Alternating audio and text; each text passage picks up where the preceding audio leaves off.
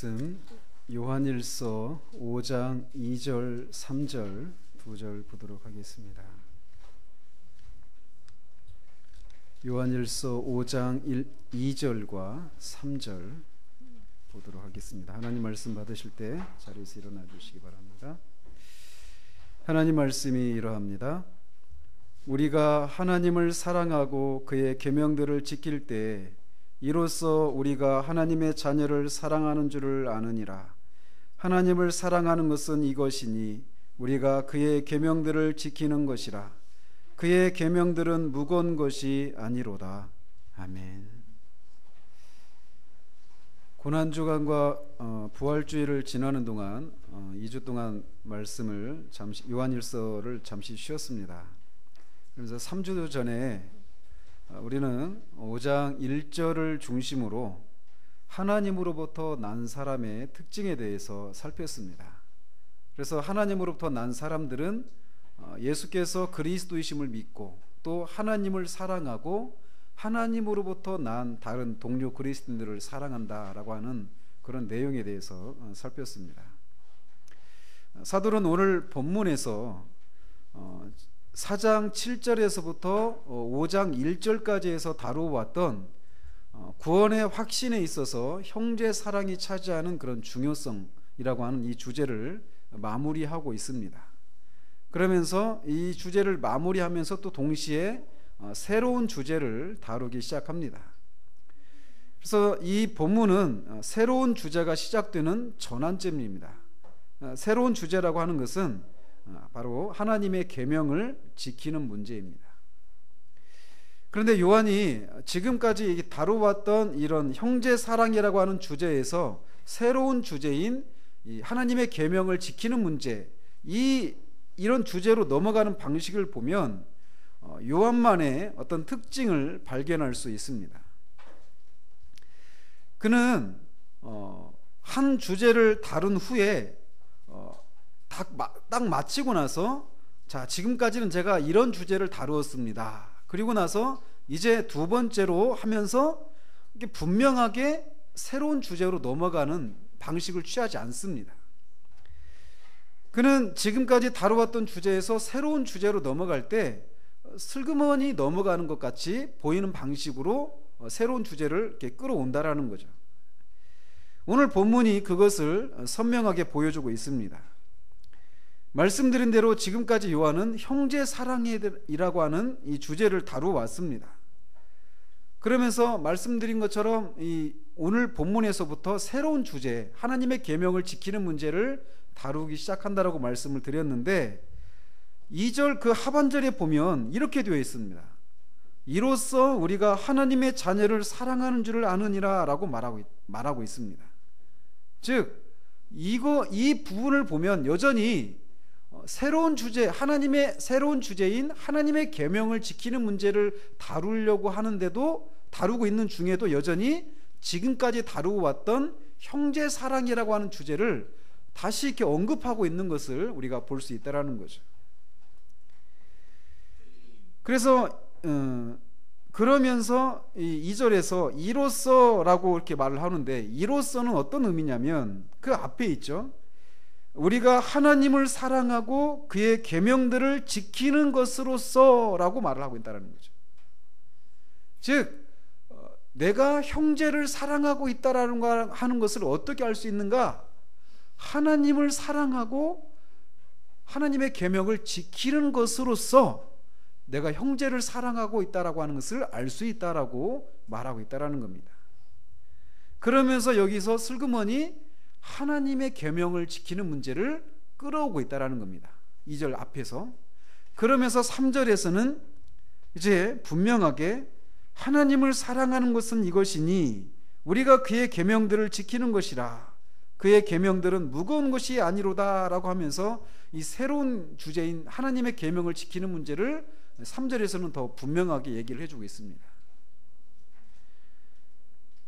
근데 보면은 그래서 지금 사도는 여기에서 내가 어떻게 형제를 사랑하고 있는 것을 알 수 있는가 이렇게 질문을 던지면서 그것은 바로 내가 하나님을 사랑한다라면 형제를 사랑하고 있다라고 말할 수 있다라고 얘기하고 있다라는 거죠.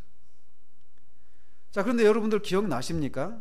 4장 20절에서는 지금 오늘 사도가 5장 2절에서 말하고 있는 것과 반대되는 것 같은 얘기를 하고 있었습니다. 4장 20절을 보시면 누구든지 하나님을 사랑하노라 하고 그 형제를 미워하면 이는 거짓말하는 자니 보는 바 그 형제를 사랑하지 아니하는 자는 보지 못하는 바 하나님을 사랑할 수 없느니라 라고 말을 하고 있습니다. 즉 4장 20절에서는 보이는 형제를 사랑하지 않는다면 보이지 않는 하나님을 사랑하는 것이 아니다라고 말을 하고 있어요. 즉 형제를 사랑한다라고 하는 것은 곧 하나님을 사랑하고 있다라고 하는 증거다라고 말하고 있다라는 거죠. 그러니까 지금 4장 20절과 5장 2절에서는 서로 반대되는 것 같은 어떤 모순처럼 보이는 얘기를 하고 있다라는 거예요.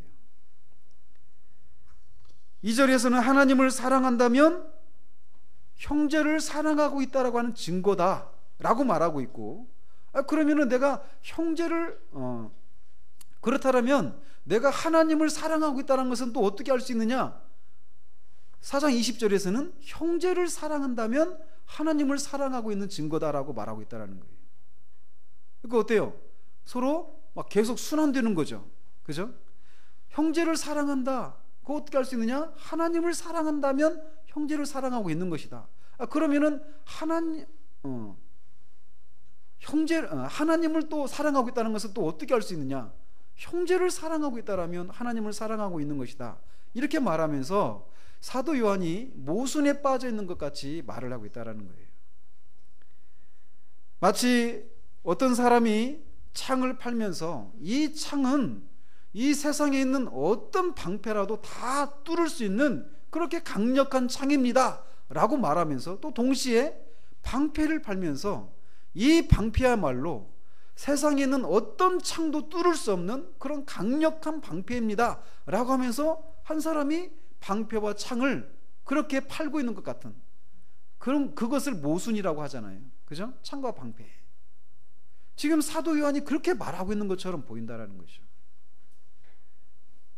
그렇다면 그는 정말 모순에 빠져 있는 것인가? 그렇지 않습니다. 그는 여기에서 우리에게 기독교의 중요한 한 특징을 보여주고 있습니다. 그것은 바로 기독교는 생명의 종교다라고 하는 것을 보여주고 있다는 거예요. 이게 무슨 말인가? 기독교라고 하는 것이 그저 단지 우리가 믿어야 할 것들과 또 우리가 해야 할 것들을 그냥 모아놓은 정도가 아니라는 겁니다. 기독교는 생명이라고 하는 특징을 가지고 있는 종교라는 거예요. 그렇다면 생명이 가지고 있는 특징이 무엇입니까?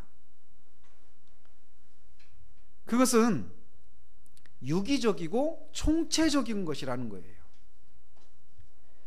예를 들어서 한 사람이 생명이 있다라고 하는 것을 어떻게 알 수 있습니까?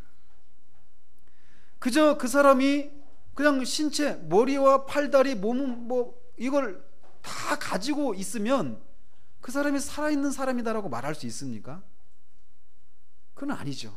그죠? 죽은 시체도 다 가지고 있을 수 있습니다. 그럼 또 반대로 그렇게 사람들의 그런 신체들을 손과 발, 머리, 이런 장기 이런 것들을 다 모아놓으면 그 사람이 살아납니까? 아니죠. 생명이라고 하는 것은 어느 한 가지가 빠져서도 안 되고 또 그래서 모든 것들이 다 있어야 되고 또 뿐만 아니라 그 모든 것을 가지고 있다고 하더라도 그것이 서로 다 연관이 되어 있고 서로 유기적으로 연결되어져 있을 때, 그래서 정상적으로 활동을 할 때 살아있는 것이다 라고 말한다는 거죠. 에스겔서에 보면 에스겔이 마른 뼈들이 막 이렇게 쌓여있는 그 골짜기 환상을 보잖아요. 근데 거기에서 에스겔이 말씀을 이렇게 대언하니까 막 빼짝 말라있는 뼈들이 막 움직이면서 뼈와 뼈가 이렇게 만나고 또 관절이 생겨나고 힘줄이 생겨나고 근육이 붙고 또 피부가 생겨나서 사람의 모양을 가지고 있었습니다. 근데 그걸로 해서 그들이 그 마른 뼈들이 살아났다라고 말을 합니까? 아닙니다. 그런 상태 가운데 있는 이 사람의 모양을 가지고 있는 그런 상태에 있는 것에 생기가 들어갈 때 그들이 여호와의 군대로 일어나는 것이죠. 그런 것처럼 생명의 특징은 무엇이냐면 총체적이면서, 즉 생명 모든 요소들을 가지고 있을 뿐만 아니라 그런 것들이 서로 유기적으로 연결되어져 있다라는 거예요. 이게 생명이 가지고 있는 결정적인 특징입니다.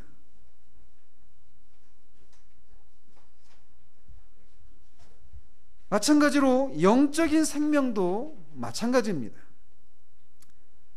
우리는 부활하신 그리스도로 말미암아 그가 율법을 지키심으로 얻으신 영원한 생명을 우리에게 하나님이 성령께서 주입해 주셔서 우리가 다시 살아납니다.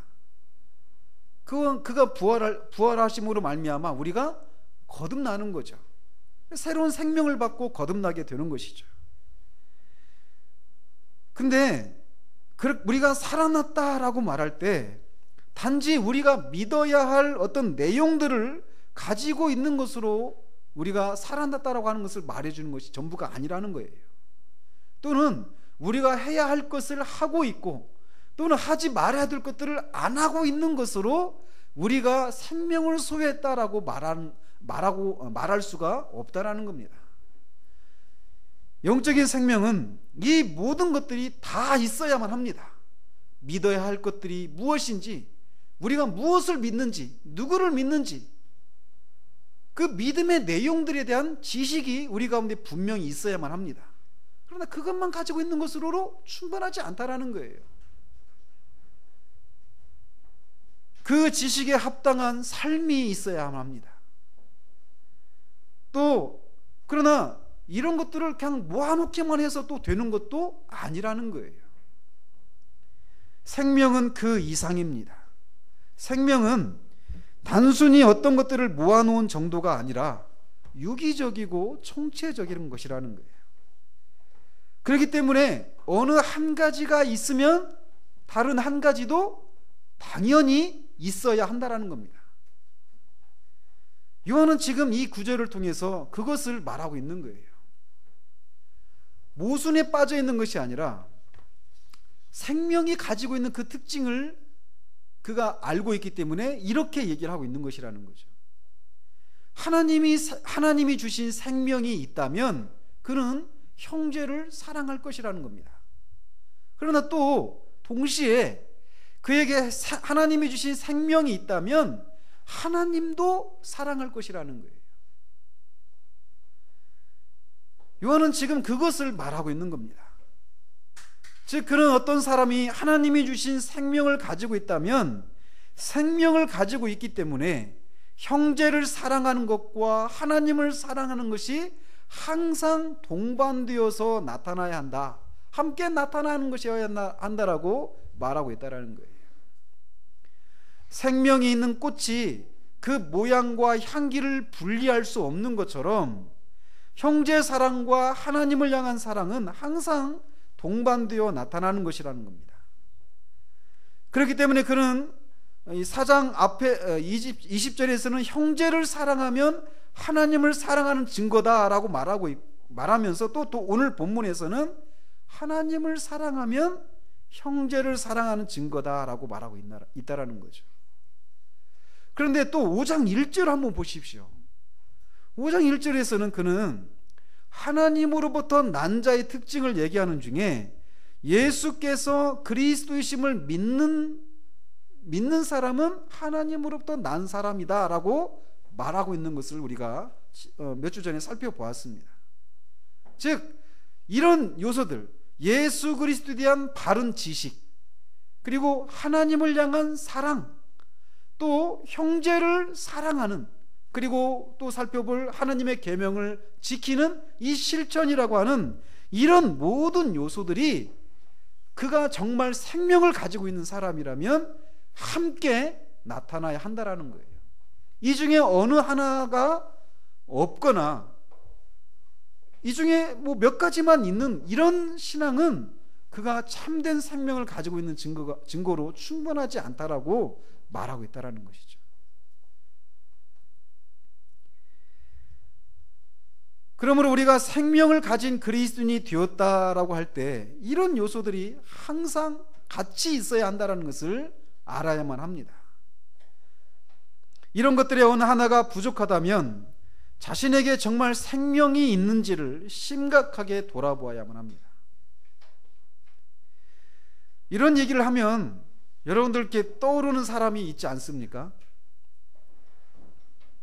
어제 두 분은 제가 얘기를 해가지고 힌트를 가질 수 있을지 모르겠는데 거의 한 1년 전쯤에 이렇게 자료를 보니까 4월 마지막 주에 제가 이 얘기를 했더라고요. 그러니까 거의 1년 됐죠.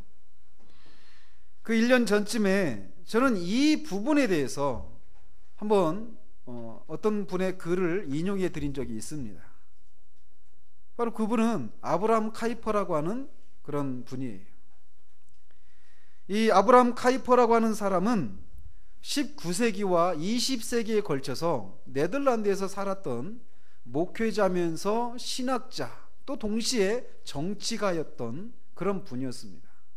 참 특이한 이력을 가지신 분이었죠.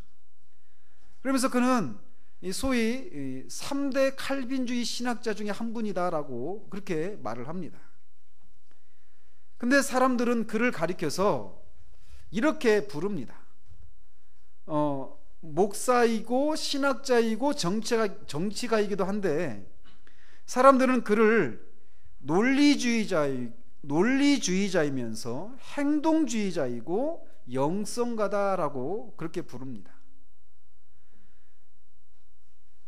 그리고 또 카이퍼는 사실 이렇게 이 세 가지 논리주의자이고 행동주의자이고 영성가라고 사람들이 부르는데 그 세 가지 중에 어느 하나만으로 자신이 불리는 것을 원치 않았습니다. 자기는 이 세 가지 모두로 불리기를 원했고 실제로 그의 삶을 보면 그런 삶을 살았습니다. 그래서 그는 이 지금 우리가 다루려고 하는 것, 그리스도의 생명을 가진 사람들은 그 생명이 가지고 있는 유기적이고 총체적인 이런 특징을 가지고 있기 때문에 그리스도에 대한 바른 지적인 부분이죠. 그리고 하나님을 사랑하는 것, 영적인 부분이라고 할 수 있겠죠. 형제를 사랑하고 계명을 실천하는 것, 지키는 것, 이거는 의지적인 부분, 우리의 실천에 해당되는 그런 부분이겠죠. 그래서 이 세 가지가 같이 있어야 되는데 이 세 가지가 없는 것 때문에 당시 그 네덜란드 개혁교회를 망치고 있다라고 하면서 어떤 책에서 이 내용을 다루고 있습니다. 그는 세 마리의 작은 여우들이라고 하는 이런 책에서 이런 것을 다룹니다. 그런데 놀랍게도 그가 살고 있었던 19세기 말과 20세기 초에 네덜란드 교회 안에서 보였던 교회를 망치고 있는 세 마리 작은 여우들에 해당되는 이 세 가지 특징이 그 당시의 교회에서만 보여졌던 것이 아니라 오늘날의 우리 교회들 안에서도 그런 것이 보이고 있다는 겁니다. 그래서 그는 이 개혁교회 포도원을 망치고 있는 이 세 가지가 있는데 그 세 가지를 실용주의, 또 감정주의, 지성주의, 이 세 가지가 개혁교회를 망치고 있다라고 말을 하고 있습니다. 그래서 그 한 가지를 보면 먼저 실용주의의 문제입니다. 이것은 무엇이냐면 이 실용주의는 우리가 기독교 신앙에 있어서 반드시 우리가 무엇을 믿는가, 또 누구를 믿는가, 그 믿는 대상이신 분은 어떤 분이시고 어떤 성품을 가지셨고 어떤 일을 하신 분이신가에 대한 그런 지식들이 있습니다. 그죠? 그리고 우리가 사도신경을 통해서 우리의 신앙을 고백했잖아요. 예배 드리기 전에. 그런 것처럼 우리가 무엇을 믿는가에 대한 신앙 고백의 내용이 기독교에는 반드시 있습니다. 그런데 이 실용주의의 입장에 있는 사람들은 이런 것들에 대해서 무관심합니다. 그래서 그들은 그런 것들에 관심을 가지지 않고 이단적인 사상에 무관심하고 또 신비적인 요소들을 인정하지 않습니다. 그들의 마음을 사로잡고 있는 것은 오직 기독교적인 어떤 활동들이에요. 그래서 구제하고 자선활동하고 선교하고 전도하고 교회 안에서 주일학교 교사하고 성가대하고 어떤 사람들과의 그런 모임을 가지고 하는 이런 것들에만 빠져있는 그런 모습을 띱니다. 그래서 그들은 항상 무엇인가를 해야만 하고 있지 않으면 자신이 신앙적으로 뭔가 문제가 있는 것처럼 생각하고, 또 그렇게 하지 않는 다른 사람을 보면서 그렇게 하지 않는 그 사람의 신앙을 의심하고 판단하는 그런 일을 하기에 급급한 모습을 보이고 있다는 것이죠. 지금 제가 이런 말씀을 드리면 여러분들이 지금까지 신앙생활을 해 오시면서 교회들 안에서, 교회 안에 있는 사람들에게서 보이는 그런 모습들이 떠오르시지 않습니까? 그래서 한 사람이 정말 신앙이 좋은 사람이다 라고 말할 때 그가 이렇게 기독교적인 어떤 활동들을 얼마나 열심을 내고 있는가, 얼마나 많은 그런 활동들을 하고 있는가에 의해서 그 사람이 신앙이 좋다, 아주 뛰어난 사람이다, 헌신된 사람이다 라고 생각하고 있느냐라는 거예요. 뒤에서 말씀드리겠지만 이런 요소들은 반드시 있어야만 합니다. 그러나 문제는 이것이 전부인 것처럼 생각하고 있는 풍토가 문제라는 거예요. 기독교적인 활동에 대해서는 열심을 냅니다. 그런데 무엇을 믿는지에 대해서, 이런 교리적이고 신학적이고 어떤 지적인 어떤 활동을 요구하는 이런 것들에 대해서는 무관심하다라는 거죠.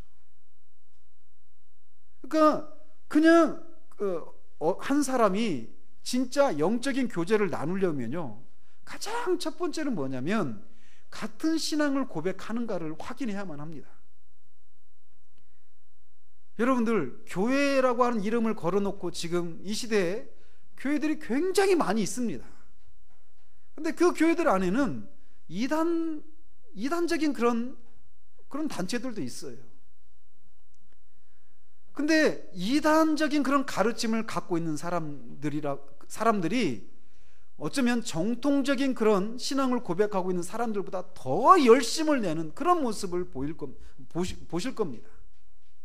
근데 그런 분들하고 여러분들이 영적인 교제를 할 수 있습니까? 같은 신앙을 고백하지 않으면 영적인 교제를 나눌 수가 없어요. 그렇기 때문에 신앙이라고 할 때, 기독교 신앙이라고 할 때 이 기독교적인 활동에만 치중하는 것은 문제가 있다라는 겁니다. 말씀드린 것처럼 그것은 필요합니다. 그러나 그것이 전부인 것처럼 생각하는 것은 문제가 있다라는 거예요. 그것이 교회를 망치고 있다라는 겁니다. 그러니까 오늘날 어떤 교회가 좋은 교회인가 라고 말할 때 사람들이 그것을 봅니다.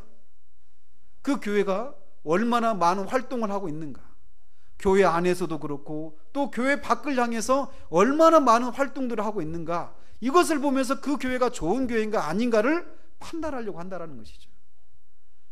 말씀드린 것처럼 그런 것도 있어야만 합니다. 그러나 그것으로만 기독교 신앙의 전부 구성되어 있는 건 아니라는 겁니다. 두 번째로는 감정주의적인 이런 신앙이 교회를 망치고 있다라고 그가 말을 합니다. 그래서 이것을 추구하는 사람들은 이 기독교적인 활동에 빠져 있는 사람들처럼 어떤 신앙 고백과 진리에 대한 어떤 그런 탐구에 있어서는 실용주의자들보다 더 관심이 없습니다. 그래서 이런 사람들은 주로 어떤 모습으로 신앙생활의 형태들이 나타나느냐면 깊이 기도하고 또 어떤 찬양 집회에 가가지고 뜨겁게 감동적으로 찬양하는 그런 영역에만 관심을 둡니다. 기도하다가 어떤 환상을 보았다든지 뭐 꿈을 꾸는데 어떤 하나님의 뜻을 발견하게 되었다든지 어떤 신비적이고 어떤 신비적이고 어떤 자신의 마음을 뜨겁게 해주고 감동을 주는 그런 것에만 관심을 둡니다. 그래서 어떤 설교자가 성경 본문에서 떠나서 설교를 하고 그걸 통해서 자신의 마음이 감동을 받고 막 마음이 뜨거워지면 은혜를 받았다라고 생각을 합니다.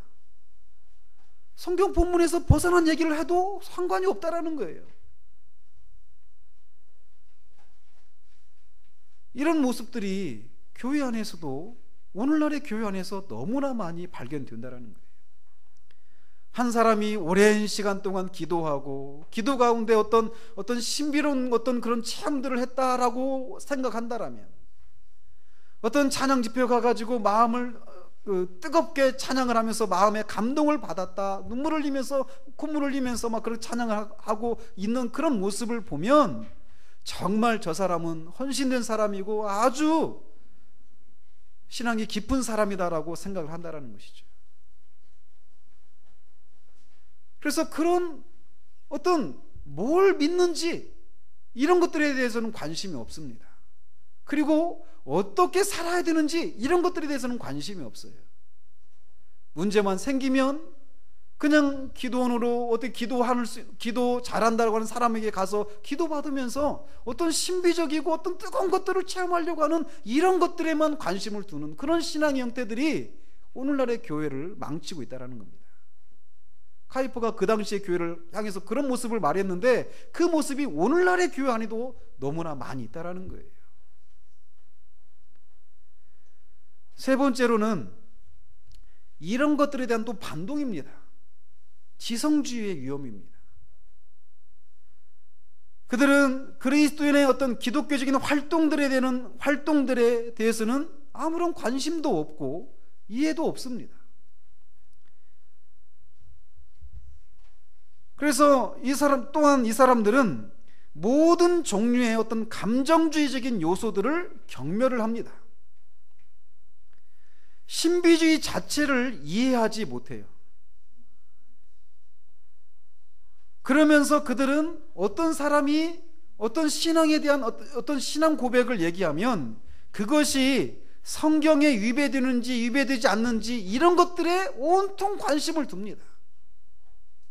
그러면서 성경에서 벗어나는 사람들을 용납하지 않고 이단적인 그런 사상을 가진 사람이다라고 하면서 신비주의자다라고 말하면서 그런 사람들을 성경적이지 않은 사람으로 매도해 버립니다.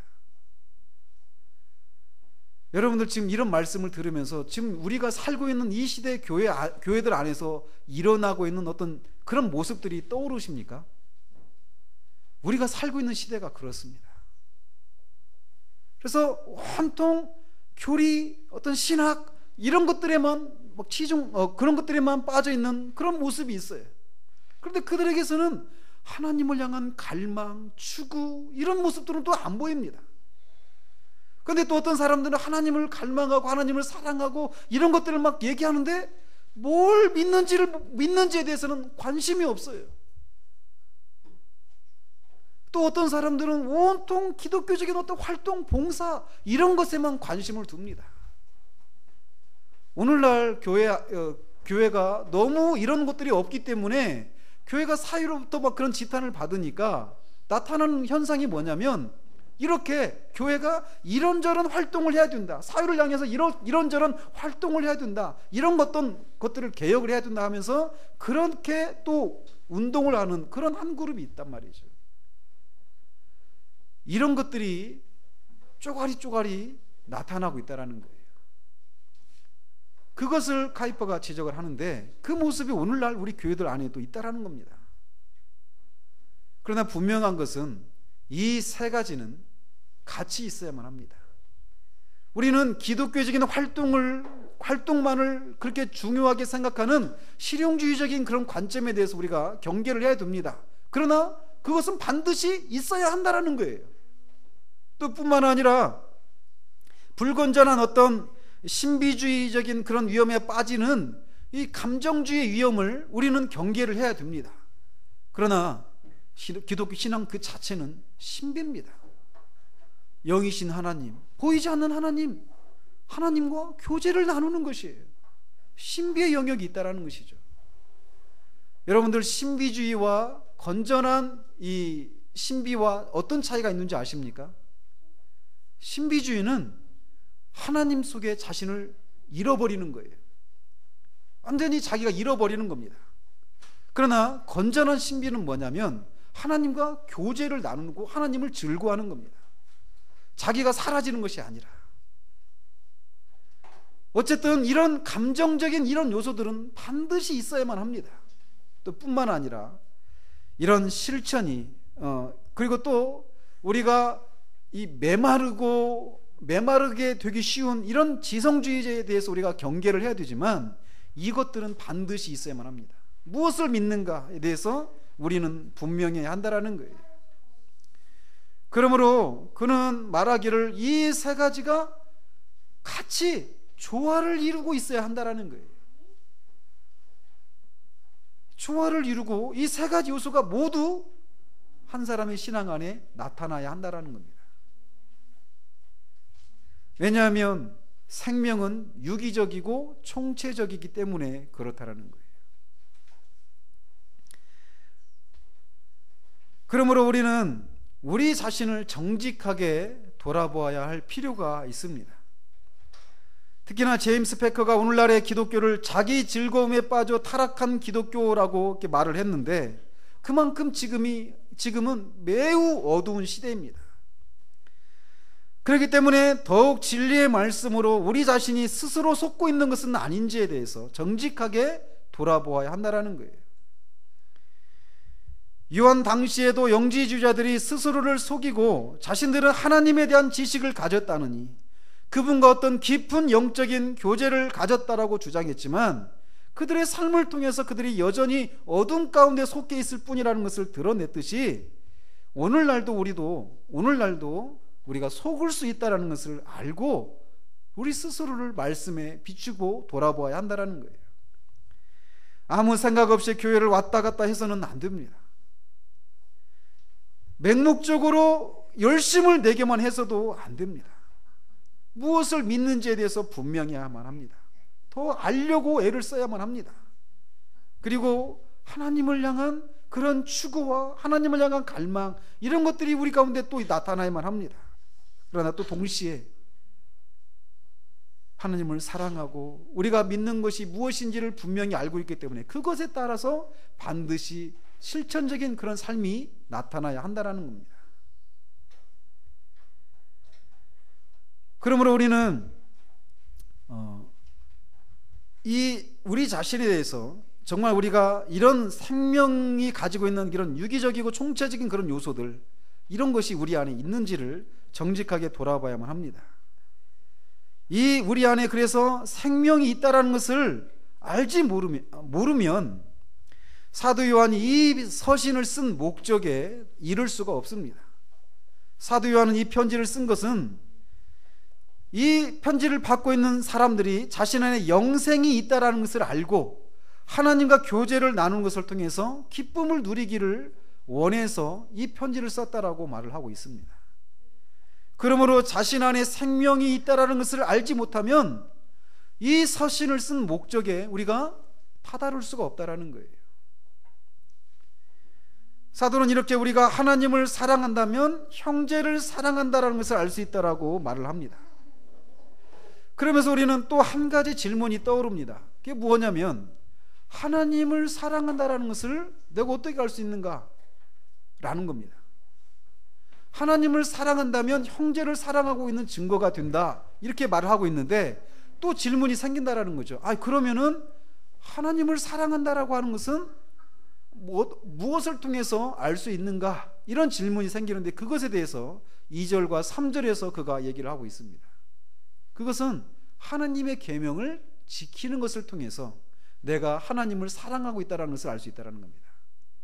특별히 3장 마지막 부분에 하나님의 계명은 무거운 것이 아니다 라고 말을 하고 있습니다.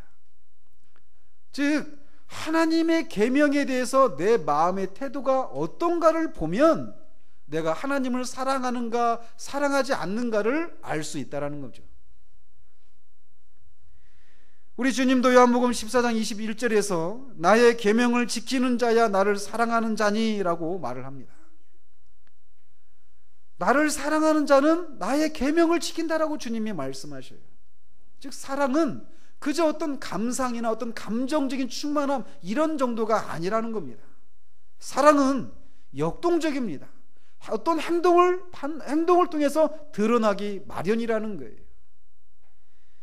그래서 아가서 기자는 사랑의 위대함을 이렇게 노래합니다. 사랑은 죽음같이 강하고 질투는 수월같이 잔인하며 불길같이 일어나느니 그 기세가 여호와의 불과 같으니라. 많은 물도 이 사랑을 끄지 못하겠고 홍수라도 삼키지 못하나니. 사랑의 기세가 그렇다라는 겁니다. 많은 물도 끄지 못하고 홍수라도 삼키지 못한다라는 거예요. 그거를 뚫고 막 전진해 나간다라는 겁니다. 그 기세가 여호와의 불과 같다라는 거예요. 모든 것을 태워버리는 그 불 앞에 녹지 않는 것이 아무것도 없는 그런 강력한 그런 여호와의 불과 같은 그런 기세를 가진 것이 사랑이 가지고 있는 특징이다라고 아가서 기자가 얘기를 하고 있습니다. 사랑은 사랑하는 대상을 기뻐하고 사랑하는 대상을 위해서 무엇인가를 반드시 하게 된다라는 거예요. 근데 그 기세가 그렇게 강력한 방식으로 나타난다라는 겁니다. 그러므로 여러분 안에서 하나님의 계명을 향해서 어떤 마음이 일어나는 것을 정직하게 대면해 보시면 여러분이 하나님을 사랑하는가 그렇지 않은가를 알 수 있다는 겁니다. 사도는 하나님을 사랑한다면 하나님의 계명이 무겁지 않게 느껴진다라고 말을 합니다. 무겁다라고 하는 것은 여러 가지로 말할 수 있습니다. 부담스럽다 또는 귀찮게 느껴진다, 성가시게 느껴진다 라고 하는 정도로 해석할 수 있습니다. 그렇기 때문에 하나님의 계명에 대해서 여러분의 태도가 어떠한가를 살펴보시기 바랍니다. 더 나아가서 기독교 신앙에 대해서 여러분의 태도는 어떤지를 살펴보시기 바랍니다. 그래서 하나님께서 여러분이 하고 싶은 것을 못하게 막고 여러분이 하고 싶지 않은 일을 억지로 시키는 엄격하고 까다롭고 인색한 그런 분으로 생각되고 있는가 살펴보시기 바란다는 거예요. 기독교 신앙이 그냥 여러분을 억압하고 구속하는 그런 정도로 여러분에게 다가오느냐라는 거죠. 만일 하나님의 계명들에 대해서 여러분의 마음이 그렇다라면 사도는 복잡하게 말을 하지 않습니다. 만약 그렇다라면 여러분이 하나님을 사랑하고 있지 않기 때문이다라고 말하고 있다는 거예요. 즉 생명이 없기 때문이다라고 말하고 있다는 것이죠. 왜냐하면 진정으로 거듭나서 하나님의 생명을 소유한 사람은 하나님의 계명을 사랑하기 마련입니다. 자신이 지키지 못하는 것에 대한 애통함은 있을지언정 계명에 대해서 거부감을 느끼는 일은 없게 되기 때문에 그렇습니다. 그는 거듭나서 전혀 다른 취향과 성품을 가지고 새로운 사람으로 태어났기 때문에 그는 하나님에 대해서 하나님의 계명에 대해서 전과는 전혀 반대되는 태도를 보이는 것이죠. 여러분들이 집에 가셔서 시편 119편을 한번 읽어보시기 바랍니다. 그 119편에 보면 하나님의 말씀을 향해서 시편 기자가 어떤 마음을 가지고 있는가를 너무나도 풍성하게 드러내고 있습니다. 그 중에 몇 구절만 이렇게 살펴보면 20절에 주의 규례들을 항상 사모함으로 내 마음이 상하나이다 라고 말합니다. 하나님의 계명들을 너무 사모하기 때문에 자기 마음이 상한다라는 거예요. 또 47절에 내가 사랑하는 주의 계명들을 스스로 즐거워하며 라고 말합니다. 누가 하라고 해서 강요해서 억지로 하는 것이 아니라 스스로 그 계명들을 즐거워한다라는 거예요. 그 안에 그런 급격한 변화들이, 거듭남을 통해서 그런 변화들이 일어났기 때문에 그렇습니다. 또 127절에 보면 그러므로 내가 주의 계명들을 금 곧 순금보다 더 사랑하나이다 라고 말합니다. 금은 돈입니다. 돈보다도 더 사랑한다라는 거예요. 하나님의 계명을. 이게 하나님의 생명을 가진 사람의 특징입니다. 그가 거듭날 때 그런 일이 일어나는 거예요. 그거를 가장 그림처럼 잘 보여주고 있는 장면이 신약 성경에 나타납니다. 사도행전에 보면 사도 바울의 모습입니다. 얼마나 극적인 변화입니까?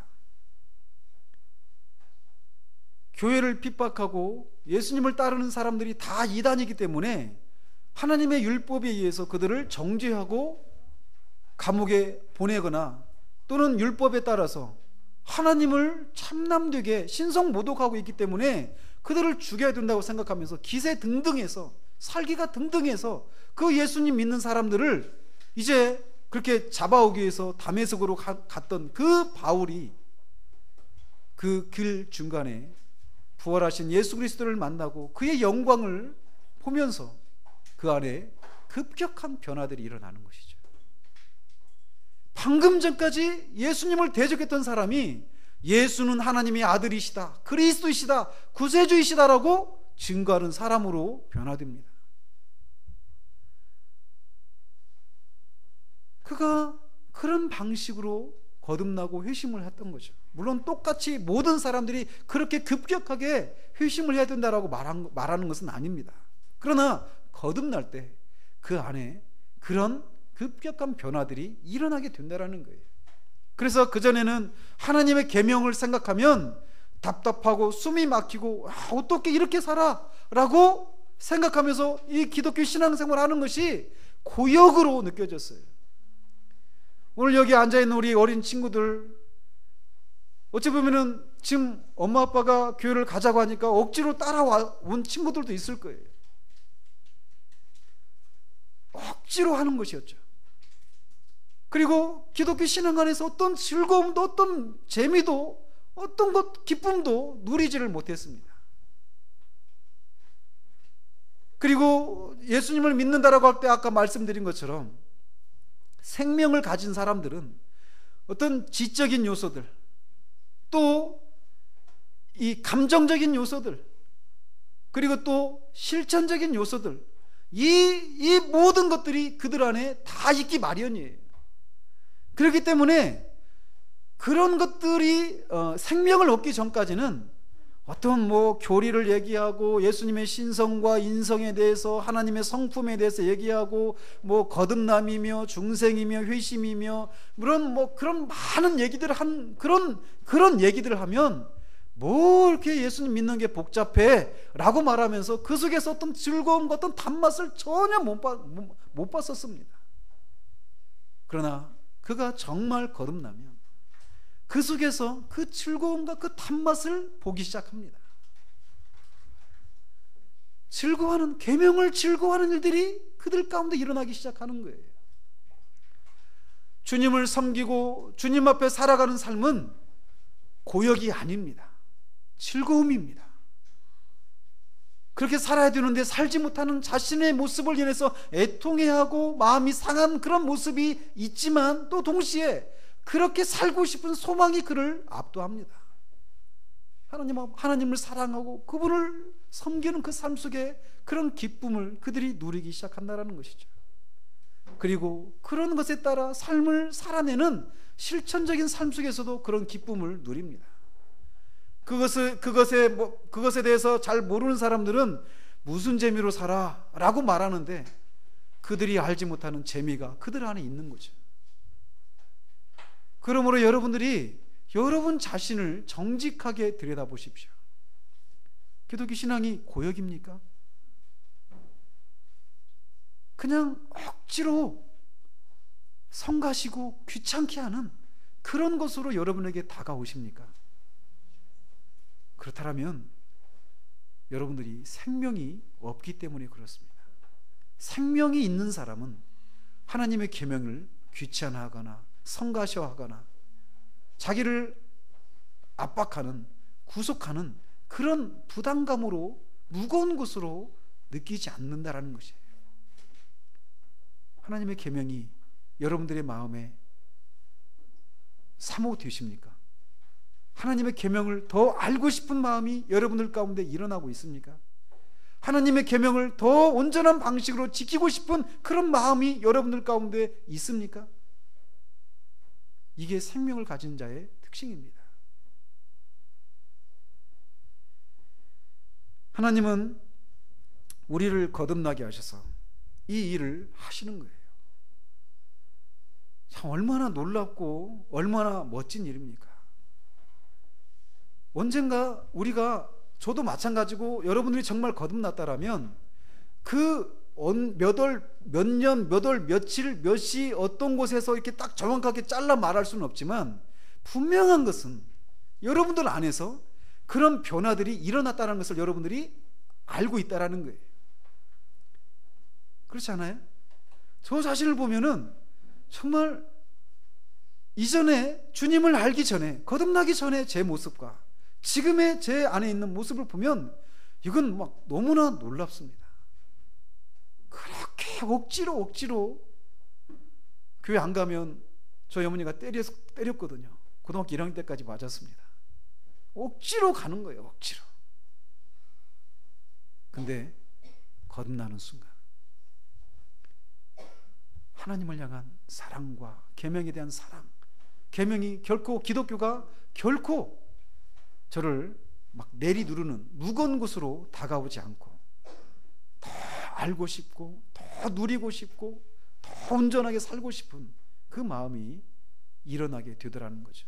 이게 하나님이 하신 일입니다. 우리가 그렇게 되려고 노력해서 된 것이 아니라 하나님이 그렇게 하신 거예요. 그 생명은 지금도 우리 안에 있어서 계속 역사하십니다. 하나님의 계명에 대해서, 하나님을 사랑하는 일에 있어서, 생명을 가졌다라고 하는 이 일에 있어서 여러분들이 생명을 가졌다라고 하는 이것이 더 지적인 측면과 감정적인 측면과 또 실천적인 측면에서 더 분명하고 더 확실하게 드러나서 하나님이 하셨다라는 것을 더 풍성하게 증거하는 저와 여러분들이 되시기를 우리 주님 여러분으로 축원드립니다.